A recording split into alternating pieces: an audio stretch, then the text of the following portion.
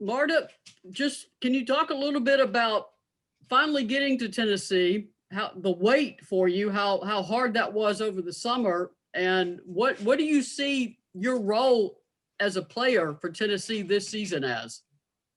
Hi, how are you?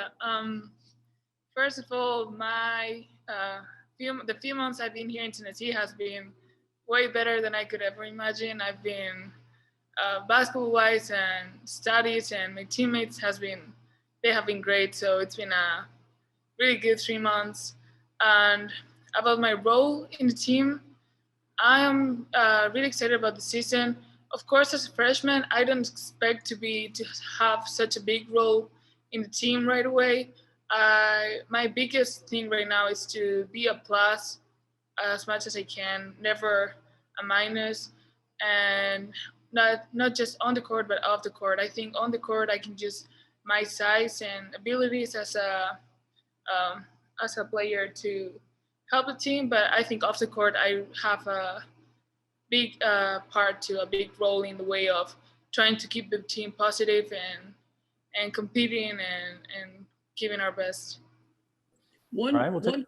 one one Go ahead, quick Maria. follow up. You had to wait to get here, and then you had to go straight to a hotel room for quarantine. How hard was it that you're new in this country, your first time to the United States, and all of a sudden you also have to sit alone in a hotel room while you wait to be able to even meet your teammates? Yeah. Um, well, it got to a point that we thought that I wasn't even gonna be able to be here until December. So it was great news when they told me I could be able to come here in August. But yeah, once I got here, the first 2 weeks I was stuck in a whole room, which I'm a really active person, so it was a little bit difficult. But I still could be able to do Zoom calls with the team. I started to get to know all of them because, like, since the time difference wasn't that big, uh, staying here, of course, um, I had more time to get to know them. So somehow it kind of helped me to get in before actually getting in, to get to know all of them. And then right after going out, it's true that it was a little bit difficult to first adjust to the schedule because obviously the time it's different in Spain. Like we have different times to eat, different sleeping times. Get to the culture, I think. But thanks to, of course, my roommates and the coaches were always there to make sure that I was doing good, that I was eating, that I was sleeping right. So everything was easier, kind of that way. All right, we'll take a question from Gustavo. Buenas tardes, Marta.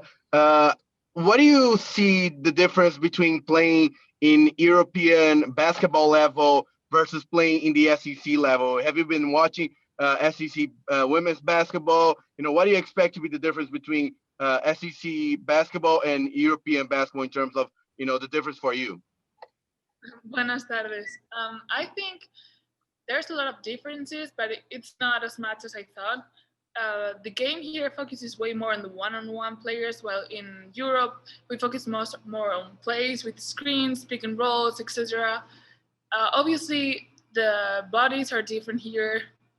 There's way more contact here, I guess, than in Spain.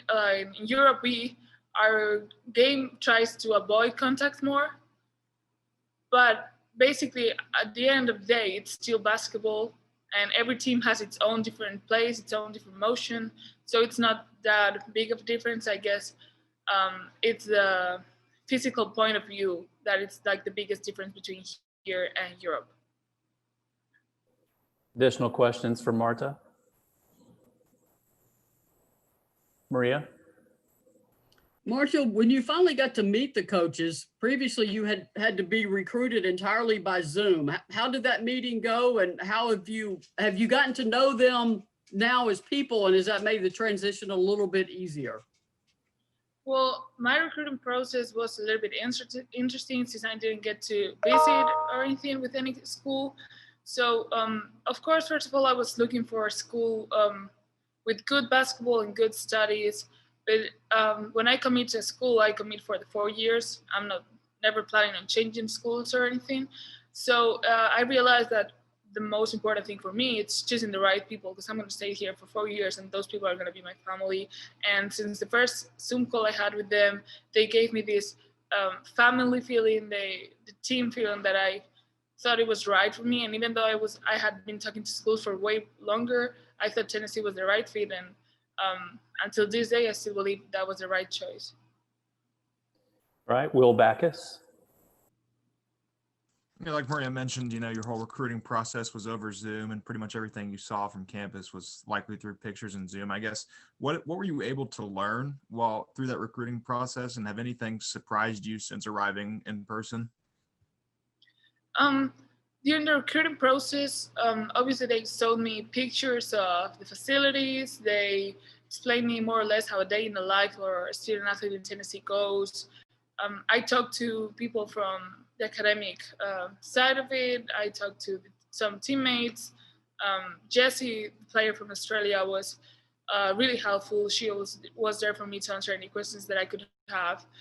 And then when I got here, I mean, I knew they had told me that Tennessee was a big school, but the culture in Spain, like I didn't know that much about it. And when I got here, since I announced my commitment, I think the fan base and the love people have for University of Tennessee has been like the biggest discovery of all. Like I could never have imagined that there was so many people supporting the program, so many people supporting the team, supporting us, and myself personally. Even they haven't seen me play yet, there's people there supporting me every day through social media, and I think that's amazing.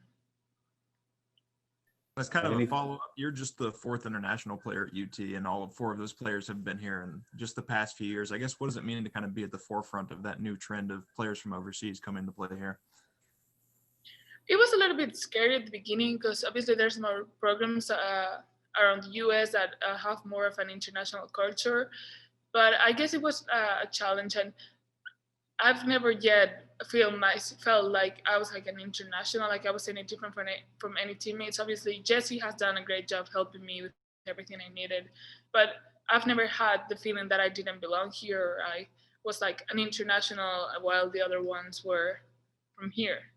So it hasn't been, at the beginning it was a little bit scary. I have to admit that how are they gonna see me as? But since I got here, that hasn't been any problem at all. Maria? Marta, Tennessee announced today that there would be about 4,000 fans allowed at a home game. That's a small crowd by Tennessee standards, a very small crowd, but you will have fans there. How excited are y'all that there will be people in the arena, and how ready are you to put on that uniform and play your first game? I mean, just the fact that people consider 4,000 people as a small crowd, for me it's crazy. Like, I've been playing from 5 to 20 people of a crowd my whole life, so I think it's gonna be a crazy experience. I can't wait. I don't think the crowd, like, obviously it's a sad news that we don't have all the fans that we would love to have here, but if that's, I'm sorry. But if that's what we have to do to be able to keep playing and keep giving the fans the games, that's what we will be doing. I am really excited about it. I'm not scared about it. I don't think it's gonna like pull me back. The fact of having so many fans there, I'm just excited to see them, to meet them, and for them to see me play. Any final questions for Marta? Okay, Marta, thank you for joining us today. We really appreciate it. Thank you. Have a good day.